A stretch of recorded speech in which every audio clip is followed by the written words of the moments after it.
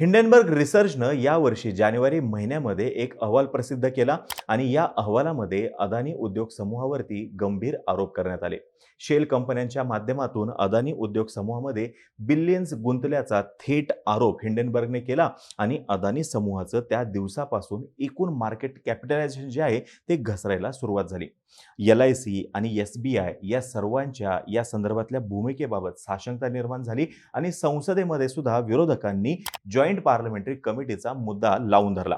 काँग्रेसचे नेते राहुल गांधी यांनी सुद्धा अदानी समूहावरती गंभीर आरोप केले आणि हिंडनबर्गच्याच आरोपांचा धागा पकडत अदानींच्या कंपन्यांमध्ये शेल कंपन्यांच्या द्वारे 20,000 कोटी रुपये गुंतवले जे गेले आहेत ते नेमके कोणाचे आहेत असा थेट प्रश्न केला. आता त्याच्यानंतर आंदोलनं झाली, संसदेचं कामकाज झालं नाही आणि याच्यानंतर अदानी समूहाकडून हे 20,000 कोटी रुपये जे आहेत या संदर्भातलं स्पष्टीकरण देण्यात आलेलं आहे. अदानी समूहानुसार the funds came from sale of stake in Adani total gas.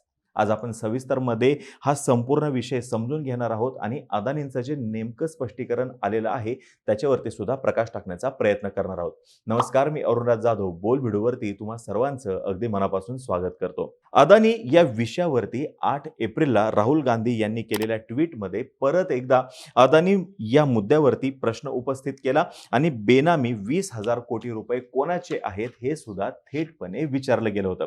सातत्याने होत असलेल्या आरोपांवरती सोमवारी अदानी समूहाने जे उत्तर दिले त्यानुसार अदानी समूहाने 2019 पासून त्यांच्या ग्रुप कंपनीमधील हिस्सा विकून $2.87 बिलियन म्हणजेच 23,525 कोटी रुपये उभे केले आणि त्यातले $2.55 बिलियन म्हणजेच 20,902 कोटी रुपये परत बिझनेसमध्ये लावलेले आहेत. हिंडनबर्ग रिसर्च जी आहे याच्याविषयी थोडक्यात सांगतो. हिंडनबर्ग रिसर्च ही एक शॉर्ट सेलिंग कंपनी आहे आणि शॉर्ट सेलिंग हाच त्यांचा मेन बिझनेस आहे. त्यांनी अदानी समूहावरती प्रॉपर 2 वर्ष इन्व्हेस्टिगेशन केलं. त्यांनी स्टॉक मॅनिप्युलेशन केलेलं आहे. शेल कंपन्यांमधून आलेली गुंतवणूक जी आहे याच्याविषयी त्यांनी प्रॉपर रिसर्च केला. यासोबतच 3च वर्षांमध्ये अदानींच्या उद्योग समूहामध्ये $100 बिलियन इतकी वाढ जी झालेली आहे याच्याविषयी प्रश्न उपस्थित केले आणि मग अदानी समूहाचं मार्केट कॅपिटलायझेशन जे आहे हे कमी व्हायला लागलं. अदानी यांची वैयक्तिक संपत्ती जी आहे ती सुद्धा सातत्याने घसरलेली आपल्याला दिसून येते. जानेवारीमध्ये अदानी जे आहेत हे जगातील क्रमांक 2 चे श्रीमंत व्यक्ती होते आणि आजच्या दिवशी $46.7 बिलियन सह ते जगातील 24वे श्रीमंत व्यक्ती झालेत. इतका फरक त्यांच्या संपत्तीत पडलेला आहे हिंडनबर्ग रिसर्चच्या रिपोर्ट नंतर. अदानी समूह हा बंदर, विमानतळ, power generation and transmission, green energy अशा विविध क्षेत्रामध्ये आहे आणि त्यांनी तिथं चांगल्या तऱ्हेने बस्तान बसवलेलं आहे. पण हिंडनबर्गचा रिपोर्ट आला आणि 2 महिन्यानंतर अदानी समूहानं त्यांचे गुंतवणुकीसंदर्भातले जे प्लान्स होते ह्या वर्षीसाठीचे किंवा पुढील वर्षासाठीचे हे प्लान्स जे आहेत ते डायरेक्ट त्यांनी सोडून दिलेले आहेत. कॅपिटल एक्सपेंडिचर जो भांडवली खर्च आहे तो सुद्धा कमी केलेला आहे आणि त्यांच्या प्रोजेक्टच्या फायनान्सिंगसाठी नवीन पर्याय सुद्धा त्यांनी शोधायला सुरुवात केलेली आहे. म्हणजे जास्त रिस्कवालं फायनान्स घ्यायचं नाही हे त्यांनी फायनल करून टाकलेलं आहे. आता यातला पहिला मुद्दा कोणता आहे तर बघा, त्यांनी मुंद्रामधील त्यांचा जो काही $4 बिलियन पेट्रोकेमिकल प्रोजेक्ट होता तो त्यांनी पूर्णतः ड्रॉप केलेला आहे. यासोबत छत्तीसगडमधलं कोल प्लांट प्रोजेक्ट डील जी आहे ती सुद्धा सोडून दिलेली आहे. हाय रिस्क फायनान्सिंगचे पर्याय शक्यतो अवॉइड करायचं त्यांनी ठरवलेलं आहे. तसेच 12 मार्चला त्यांनी जी काही अनाउन्समेंट केली होती त्याच्यानुसार अदानी समूहानं $2.15 बिलियन कर्ज सुद्धा फेडलेलं आहे. मीडिया ॲक्विजिशन संदर्भात सुद्धा त्यांनी फार महत्त्वाचा असा निर्णय घेतलेला आहे. मागील वर्षी डिसेंबरमध्ये अदानी समूहानं NDTV वरती पूर्णतः नियंत्रण मिळवलं होतं.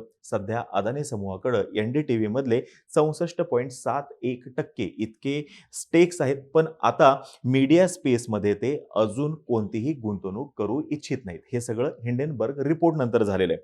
हिंडनबर्गच्या रिपोर्टमुळं फ्रेंच कंपनीने अदानी उद्योग समूहासोबत येऊ घातलेला त्यांचा ग्रीन हायड्रोजनचा जो प्रोजेक्ट आहे तो सस्पेंड केला, डायरेक्ट सस्पेंड केला, थांबवला नाही, सस्पेंड केला.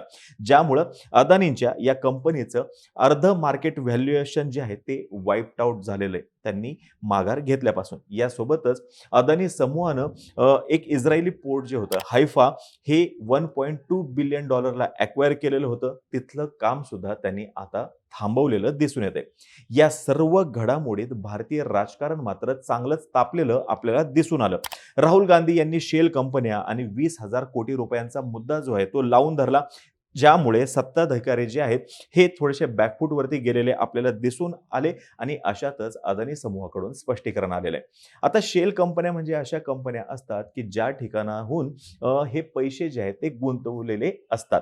आता अदानींचं स्पष्टीकरण नेमकं काय आहे ते बघूयात. अबुधाबीमधील ग्लोबल स्ट्रॅटेजिक इन्व्हेस्टमेंट कंपनी आणि इंटरनॅशनल होल्डिंग कंपनी PJSC यांनी अदानी एंटरप्राइजेस लिमिटेड आणि अदानी एनर्जी लिमिटेड मधले स्टेक्स जे आहेत याच्या बदल्यात $2.593 बिलियन इतकी गुंतवणूक केलेली आहे आणि हे त्यांनी स्पष्ट केलेले आहे. यासोबतच अजून एक मुद्दा असा आहे की लंडनमधील फायनान्शियल टाइम्स जो आहे यांनी अदानी समूहासंदर्भात एक न्यूज पब्लिश केली होती.